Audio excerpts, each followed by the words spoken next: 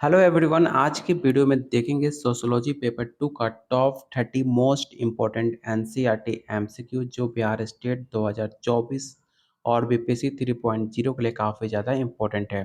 अगर आपका score top 30 में 15 मार्क्स लेकर आते हो तो आपकी तैयारी काफ़ी अच्छी है, लेकिन अगर आपका स्कोर 15 से भी कम आता है तो आप लोग के लिए और ज़्यादा मेहनत करने की ज़रूरत है, जिसके लिए आपको practice set plus NCERT MCQ दिया जा रहा है, जिससे आप बेटर प्रैक्टिस कर सकते हो। साथ में आपको 1000 क्वेश्चन आंसर और आसान भाषा में व्याख्या सहित मिलेगा, जिससे पढ़ने के बाद आपको एक आइडिया मिल जाएगा, आपके अंदर एक कॉन्फिडेंट मिल जाएगा क्वेश्चन को सॉल्व करने के लिए। और एनसीईआरटी किसी को भी कुछ कहने की ज़रूरत नहीं है क्योंकि एनसीईआरटी कितना इंपॉर्टेंट है आपके एग्ज़ाम के लिए। ये सब कुछ मिलेगा सिर्फ 251 में। साथ में आपको गाइड भी किया जाएगा कि कैसे आप अपना पेपर फर्स्ट अटेम्प्ट में क्लियर कर सकते हो, जैसे मैंने अपना स्टेट और बीपीएससी पेपर क्लियर किया है। तो चलिए शुरू करते हैं आज का पहला क्वेश्चन। सारे क्वेश्चन अटेम्प्ट जरूर करना क्योंकि सारे क्वेश्चन काफ़ी ज़्यादा इम्पोर्टेंट है। तो पहला क्वेश्चन है, एक सामाजिक आंदोलन किस पर निर्भर करता है? पहला ऑप्शन है एक लक्ष्य, एक संगठन, एक कार्यक्रम या ऑप्शन डी है मूल्य का एक सेट। तो याद रखना, एक सामाजिक आंदोलन सब पर निर्भर करता है, इसलिए इसका जो राइट आंसर होगा ऑप्शन ए हो जाएगा 1, 2, 3 एंड 4। अगला क्वेश्चन, एक आपको परिभाषा दी गई है, मतलब एक स्टेटमेंट है। आपको बताना है कि ये स्टेटमेंट किसके द्वारा दी गई है, और इस सवाल काफ़ी इम्पोर्टेंट है और स्टेटमेंट काफ़ी ज़्यादा इम्पोर्टेंट है। तो सबसे पहले आप स्टेटमेंट को रीड करो और बताओ, उसके बाद हम आपको ऑप्शन दिखाते हैं, उसके बाद आप बताइएगा कि इसका राइट आंसर क्या होगा। स्टेटमेंट क्या है कि जनजाति एक स्वदेशी इकाई है जो एक सामान्य भाषा बोलती है, एक समान वंश का दावा करती है, एक विशेष भौगोलिक क्षेत्र में रहती है, प्रौद्योगिकी में पिछड़ी हुई वे पूर्व साक्षर है, रिश्तेदारी के आधार पर सामाजिक और राजनीतिक रीति रिवाज का निष्ठापूर्वक पालन करती है। तो ये स्टेटमेंट किसके द्वारा दी गई है आपको ये बताना है। पहला ऑप्शन है 1962 में शिलोंग में एक सम्मेलन में भाषण दी गई थी या 1992 में रियो में पृथ्वी शिखर पे सम्मेलन में दी गई थी, या रेड क्लिफ ब्राउन में, या ऑप्शन डी है स्वदेशी लोक सम्मेलन साओ पाउलो 1937 में। तो इसका जो राइट आंसर होगा ऑप्शन ए हो जाएगा। 1962 के शिलोंग में एक ये भाषण दी गई थी, इसे याद रखिएगा। ये सवाल आने वाले एग्जाम में आपके पूछे जा सकते हैं। क्वेश्चन थर्ड है, अतिथियों का स्वागत उनके शरीर पर थूक कर करने की प्रथा किसके द्वारा की जाती है? ऐसा तो मैंने कभी देखा नहीं है, कभी थूक कर किसी का स्वागत किया जाए। अगर ये स्वागत हुआ करता था तो किसके द्वारा की जाती थी, आपको ये बताना है। और आप भी करते हो तो आप कमेंट बॉक्स में बता सकते हो। पहला ऑप्शन है अजांडे ओनगेस, ऑप्शन सी है शेर डुपेंस, या ऑप्शन डी मसाई। तो इसका राइट आंसर ऑप्शन डी होगा मसाई। नाम भी वैसा ही है, मसाई। चलते हैं क्वेश्चन नंबर 4 पे। आपको बताना है कि जनसांख्यिकी विशेषज्ञ ध्यान किस पे नहीं देते हैं। पहला ऑप्शन है जनसंख्या की आयु, लिंग और नस्लीय संरचना पर, जनसंख्या की ऊंचाई और वजन पे, जन्म और मृत्यु पर, या ऑप्शन डी है जनसंख्या का घनत्व। तो याद रखना, इसका राइट आंसर ऑप्शन बी होगा, height and weight of population, option B. लिंगानुपात से क्या तात्पर्य है? तो काफ़ी आसान क्वेश्चन है। आप जब से क्लास 6 से आप पढ़ते आ रहे हो तो लिंगानुपात के बारे में आपको कई बार आपको बताया जाता है कि जो भी जनसंख्या होती है, चाहे वो आपकी मृत्यु दर हो, चाहे आपकी पॉपुलेशन है, वो सब कुछ आपके हज़ार पुरुष पे आपको निकाला जाता है। जो एक नंबर है 1000, चाहे आपके बच्चे की मृत्यु दर हो, चाहे आपका पॉपुलेशन हो, चाहे कुछ भी हो, एक मिनिमम एक डाटा रखा जाता है 1000। उसके बेसिस पे आपका लिंगानुपात निकाल सकते हो, पॉपुलेशन निकाल सकते हो, मृत्यु दर निकाल सकते हो। तो इसका राइट आंसर ऑप्शन आपका डी हो जाएगा। भारत में अनुसूचित जातियाँ इसका उदाहरण प्रस्तुत करती हैं। जितने भी आपके अनुसूचित जातियाँ हैं जिसे आप शेड्यूल कास्ट बोलते हो, वो क्या एक एग्जाम्पल प्रोवाइड करता है, आपको ये बताना है। औपचारिक समूह, संदर्भ समूह, सामाजिक श्रेणी, या ऑप्शन डी है माध्यमिक समूह। ठीक है, यहाँ पर संदर्भ समूह का मतलब है रेफरेंस ग्रुप। ठीक है, तो इसका जो राइट आंसर होगा ऑप्शन सी हो जाएगा, सामाजिक श्रेणी, जिसे आप इंग्लिश में सोशल कैटेगरी के नाम से जानते हो। क्वेश्चन नंबर 7 काफ़ी मोस्ट इम्पोर्टेंट क्वेश्चन है। आपको बताना है कि अछूतों को हरिजन नाम किसने दिया? जितने भी आपके हरिजन थे, उनको अनटचेबल नाम किसने दिया? आपको ये बताना काफ़ी मोस्ट इम्पोर्टेंट क्वेश्चन है और इसमें आप मैक्सिमम लोग गलती करोगे, मुझे पता है। पहला ऑप्शन है, क्या उन्हें भारतीय संविधान से नाम मिला? क्या उन्हें बी आर अम्बेडकर ने दिया? महात्मा गांधी ने दिया? या option D G S Ghurye? तो ये नाम याद रखना, हरिजन नाम आपके महात्मा गांधी ने दिया था। मैक्सिमम लोग इसका right answer B R Ambedkar tick out करते हो, लेकिन हरिजन नाम आपके महात्मा गांधी के द्वारा दिया गया नाम है। इसे रट्टा मार लेना क्योंकि सवाल आपके एग्जाम में पूछा जा सकता है। क्वेश्चन नंबर 8 है, किसके अनुसार स्वयं सामाजिक संदर्भ में विकसित होता है और प्राथमिक समूह द्वारा पोषित होता है? आपको बताना है। पहला ऑप्शन है Charles H Cooley, Ruth Benedict Mead, या ऑप्शन डी है सिमोन फ्रायड। तो इसका राइट आंसर ऑप्शन ए हो जाएगा, चार्ल्स एच कूली, जिन्होंने सेल्फ डेवलप को लेकर सोशल कंटेक्स्ट के बारे में काफ़ी ज़्यादा उन्होंने बात की है। इसलिए इसका राइट आंसर ऑप्शन ए हो जाएगा। क्वेश्चन नंबर 9 है, किसने कॉर्पोरेट समूह को सत्ता के संबंध में देखा और इसके बारे में बर्बेंट कहा? ठीक है, पहला ऑप्शन है Hobsbawm, sir Henry man, weber, या ऑप्शन डी इनमें से कोई नहीं। तो नाम याद रखना वेबर। ठीक है, ऑप्शन सी इसका राइट आंसर होगा। ये सारे क्वेश्चन काफ़ी ज़्यादा इंपॉर्टेंट है क्योंकि सवाल आपके प्रीवियस ईयर क्वेश्चन से भी मैंने शामिल किया और अदर स्टेट से भी इस प्रैक्टिस सेट में मैंने क्वेश्चन को शामिल किया जो काफ़ी ज़्यादा इंपॉर्टेंट है। अगला क्वेश्चन है, वो मान जो ग्राफिक रूप से निर्धारित नहीं किया जा सकता उसे हम क्या कहते हैं? पहला ऑप्शन है माध्यिका, जिसे आप इंग्लिश में मीडियन बोलते हो। मतलब यहाँ पर मीन है, ठीक है? मीन मतलब यहाँ पर ट्रांसलेट किया तो मतलब हो गया है, ठीक है? लेकिन इसका जो इंग्लिश वर्ड है वो मीन होगा। आवृत्ति तालिका, जिसे आप फ्रीक्वेंसी टेबल बोलते हो, और उपरोक्त में से कोई नहीं, जिसे आपको पता है कि नॉन ऑफ द अबव। तो इसका जो राइट आंसर होगा ऑप्शन ए हो जाएगा, माध्यमिका, जिसे आप इंग्लिश में मीडियन बोलते हो। क्वेश्चन नंबर 11 है, श्रृंखला की सबसे अधिक बार आने वाली वस्तु जिसके चारों ओर अन्य वस्तु घनी आबादी वाली क्या कहलाती है? पहला ऑप्शन है ज्योमेट्रिक मीन, ऑप्शन बी है अंक गणितीय माध्य, या ऑप्शन सी हार्मोनिक मीन, या ऑप्शन डी मोड। तो याद रखना, जितनी आपकी अधिक बार, जैसे कि एक सिंपल सा नंबर देख लो, यहाँ पे मैंने नंबर रख दिया 1 2 3 2 4 5 6। ठीक है, क्वेश्चन में क्या है कि अधिक बार आने वाली संख्या, या जैसे हम वस्तु लिखा हुआ है आप हमें संख्या समझ लो। तो इस नंबर में सबसे ज़्यादा अधिक बार कौन सी वस्तु आई है, कौन सी संख्या आई है, आपको ये बताना है। तो इसमें आप देख रहे हो कि यहाँ पे 2 2 3 टाइम आया हुआ है। तो जो नंबर आपको अधिक बार देखने को मिले उसे हम कहते हैं मोड। तो इसका राइट आंसर आप ऑप्शन डी को मानोगे, मोड। क्वेश्चन नंबर 12 है, जन्म और मृत्यु दर के निर्धारक रूप में आर्थिक विकास के स्तर पर ध्यान केंद्रित करने वाले सैद्धांतिक ढांचे को क्या कहा जाता है? तो याद रखना, उसको हम ऑप्टिमम थ्योरी ऑफ पॉपुलेशन कहते हैं, जिसका हिंदी होता है जनसंख्या का इष्टतम सिद्धांत।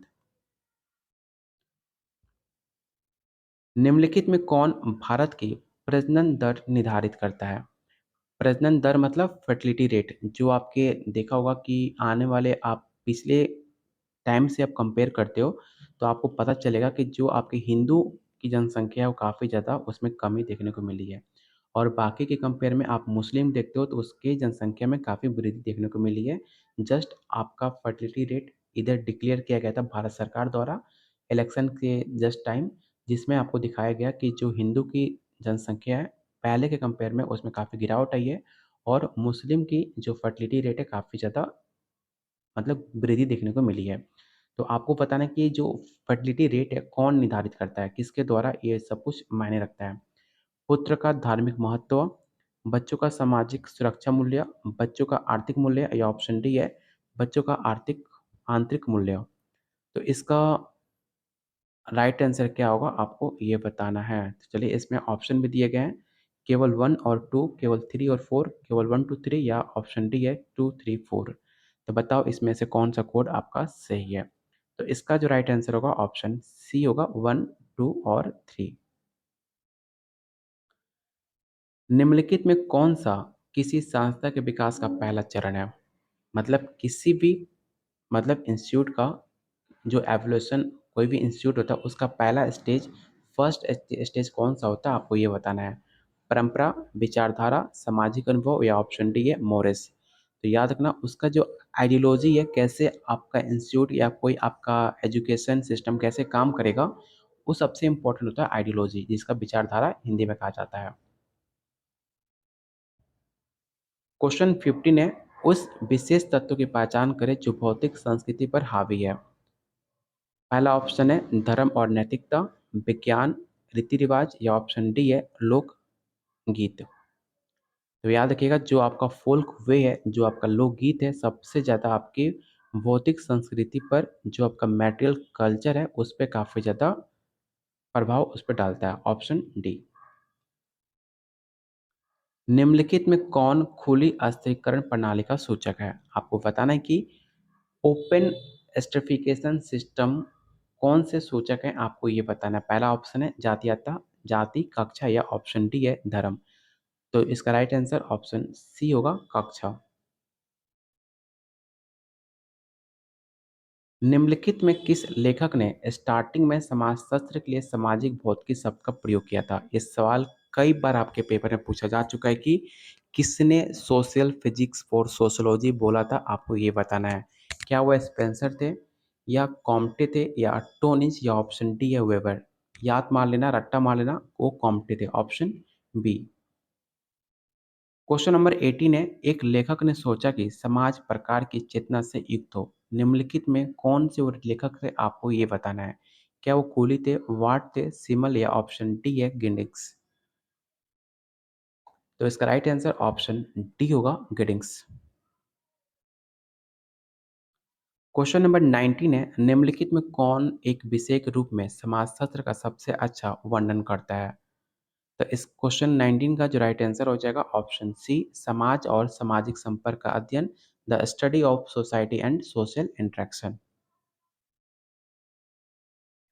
क्वेश्चन नंबर 20, ध्यान से क्वेश्चन को रीड करना। मैं आपको पढ़ के बताता हूँ कि सी राइट मिल्स, आपने नाम सुना होगा सी राइट मिल्स का, जो इन्होंने एक बार कहा था कि समाजशास्त्र को ये अध्ययन करने के लिए एक समाजशास्त्री डैश विकसित करने की आवश्यकता है। समाज व्यक्ति को कैसे प्रभावित करता है, एक संस्कृति को, कल्पना, विधि या ऑप्शन डी है उपकरण। तो इसका राइट आंसर ऑप्शन बी होगा कल्पना। एक समाजशास्त्री समाज को ऐसे लोगों को समूह के रूप में परिभाषित करता है जो एक परिभाषित क्षेत्र में रहते हैं, एक संस्कृति साझा करते हैं, और वो कौन सी है? उसको कहते हैं बातचीत, जिससे आप इंटरेक्ट करते हो, उससे आप अपनी संस्कृति, अपने कल्चर को साझा करते हो। ऑप्शन इसका ए राइट आंसर होगा। और आपको बता दें कि डेली शाम 6 बजे आपको आर्ट्स ऑफ टीचिंग का क्लास चलता है, जो काफ़ी ज़्यादा इम्पोर्टेंट है आपके स्टेट एग्ज़ाम के लिए। क्योंकि जिनका भी पेपर 1 का पेपर चल रहा है, उनसे हमने बात की, उनसे हमने क्वेश्चन लिया आर्ट्स ऑफ टीचिंग का, जो उनके पेपर में सवाल आए थे। उस क्वेश्चन को हमने इस वीडियो के माध्यम से आपको कराने की कोशिश की है प्रैक्टिस, जिससे आप एक आइडिया आपको लग पाए कि कैसे एग्ज़ाम में क्वेश्चन आ रहे हैं। तो आप शाम 6 बजे वीडियो ज़रूर देखना आर्ट्स ऑफ टीचिंग का, जो काफ़ी ज़्यादा इम्पोर्टेंट है अपने एग्ज़ाम के लिए। चलते हैं क्वेश्चन नंबर 22 पे। पैटर्न देखने का मतलब है कि एक समाजशास्त्री को इसमें सक्षम होना चाहिए। आपने नाम सुना होगा पैटर्न, ठीक है? जो काफ़ी ज़्यादा सोशियोलॉजी जितने भी नीट होते हैं, इसी पे आपका काफ़ी ज़्यादा डिपेंड करता है। पहला ऑप्शन है विभिन्न समाजों के व्यक्तियों के व्यवहार की तुलना करें, एक समाज की दूसरे से तुलना करना, या ऑप्शन सी है सामाजिक समूह सामाजिक दबाव पर कैसे प्रतिक्रिया करते हैं, इसकी समानता की पहचान करना। तो इसका राइट आंसर ऑप्शन आपका सी हो जाएगा। क्वेश्चन 23 है, प्रारंभिक समाजशास्त्र में निम्नलिखित में कौन सा अध्ययन का विषय है? पहला ऑप्शन है ज्योतिषी, अर्थशास्त्र, भौतिकी या ऑप्शन डी है इतिहास।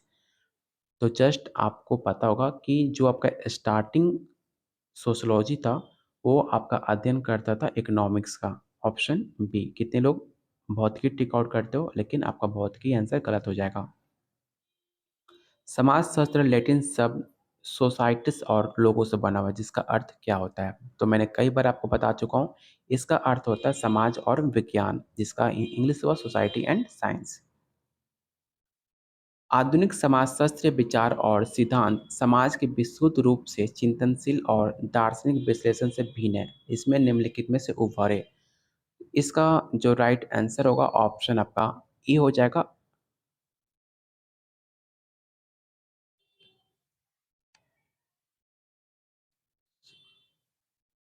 नहीं, नहीं, इसका राइट आंसर ऑप्शन सी होगा 18वीं सदी के अंत में और 19वीं सदी की शुरुआत में।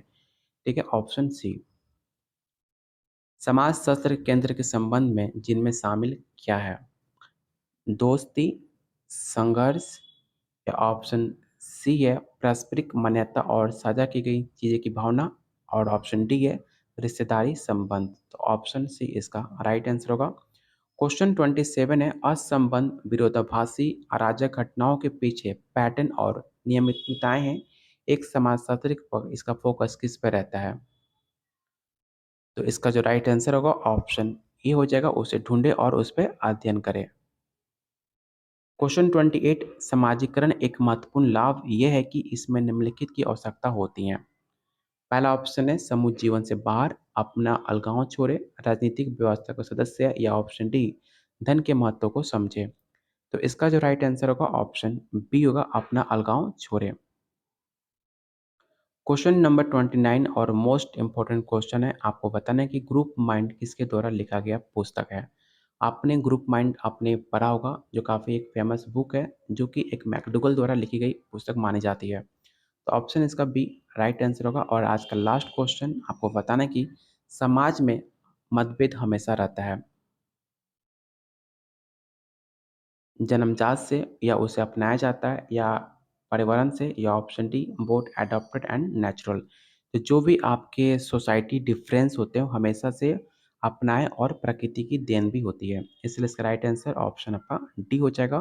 तो ये रहा आज का top 30 most important sociology paper 2 का 30 एमसीक्यू क्वेश्चन, जो आपके बिहार स्टेट और बीपीएससी 3.0 के लिए अत्यंत महत्वपूर्ण है। तो उम्मीद करता हूँ वीडियो काफ़ी पसंद आई होगी। तो प्लीज़ अपना प्यार आप इस वीडियो पे लाइक करके जाहिर कर सकते हो। लाइक ज़रूर करना और शेयर ज़रूर करना अपने दोस्तों में, अपने ग्रुप्स में। अगर आप इसका नोट्स लेना चाहते हो, जो अभी तक बहुत सारे बच्चे ले चुके हैं सिर्फ 251 में, जिसके अंदर आपको 1000 प्लस क्वेश्चन आंसर और आसान भाषा में आपको व्याख्या सहित दिया जाएगा, जिससे आपके पढ़कर आपके अंदर एक कॉन्फिडेंट बिल्ड हो सकता है। साथ में आपको एनसीईआरटी चैप्टर वाइज क्लास 11-12 का एमसीक्यू दिया भी जा रहा है। बाकी आपको गाइड भी किया जाएगा कैसे आप अपना पेपर क्वालिफाई कर सकते हो। और डेली शाम 6 बजे आर्ट्स ऑफ टीचिंग का वीडियो देखना बिल्कुल मत भूलना, जो आपके एग्जाम के लिए काफ़ी ज़्यादा इंपॉर्टेंट है। तो मिलते हैं अगले वीडियो में। तो प्लीज़ जाकर वीडियो को लाइक अभी कर दो।